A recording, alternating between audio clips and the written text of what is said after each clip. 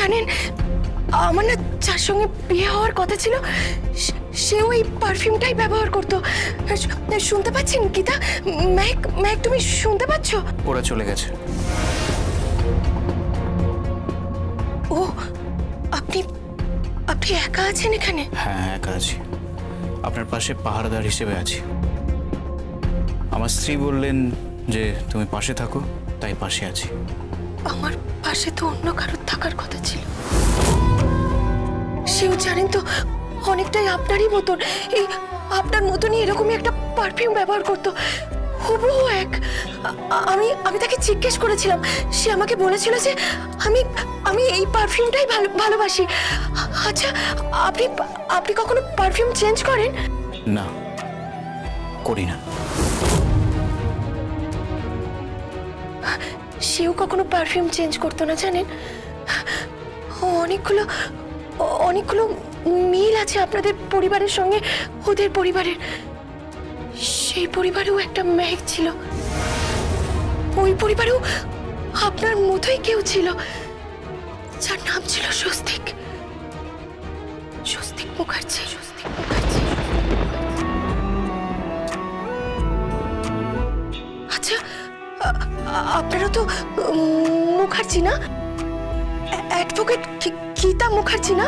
হ্যাঁ হ্যাঁ। আচ্ছা, আপনার নাম কি? আমার নাম আমার নাম হ্যাঁ বলুন, আপনার নাম কি? আমার নাম ভাইয়া, তুই যা, তোকে খেতে ডাকছে, আমি পরিস্থিতিকে নিয়ে যাচ্ছি, তুই যা। আচ্ছা, ঠিক আছে। যা, বেরো, আমি ওকে চেঞ্জ করে আমি নিয়ে যাচ্ছি খেতে, তুই যা।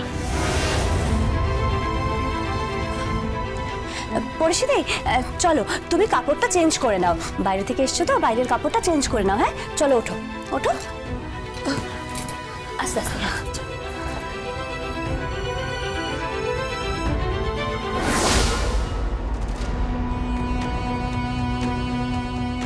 বুঝলি ভাই, একটা খবর আছে।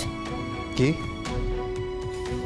এই শহরে বিখ্যাত lawyer advocate Agnijit Mukherjee, advocate Gita এলএলবির শ্বশুরমশাই রে। তাতে কি এসে গেল? তাতে কি এসে গেল? তাতে এটা এসে গেল যে গীতা মুখার্জি আর অগ্নিজিৎ মুখার্জি একসময় রাইভাল ছিল। অনেক খবর দেখলাম পুরনো, আর গীতা মুখার্জির সোশ্যাল মিডিয়া অ্যাকাউন্টটাও দেখলাম। অনেক জল বয়ে গিয়েছে গঙ্গার উপর দিয়ে। মানে মানে মানে অ্যাডভোকেট অগ্নিজিৎ মুখার্জি আর অ্যাডভোকেট গীতা এলএলবির সম্পর্কটা একসময় আদায় কাজ করে ছিল। অহিনুকুল সম্পর্ক যাকে বলে, একদম অহিনুকুল সম্পর্ক। কি বলতে চাইছিস বলতো?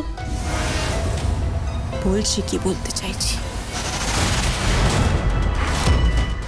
গীতা এলএলবি, সোম থেকে রবি প্রতিদিন সন্ধ্যে 6:30টায় স্টার জলসায় ও জিও হটস্টারে।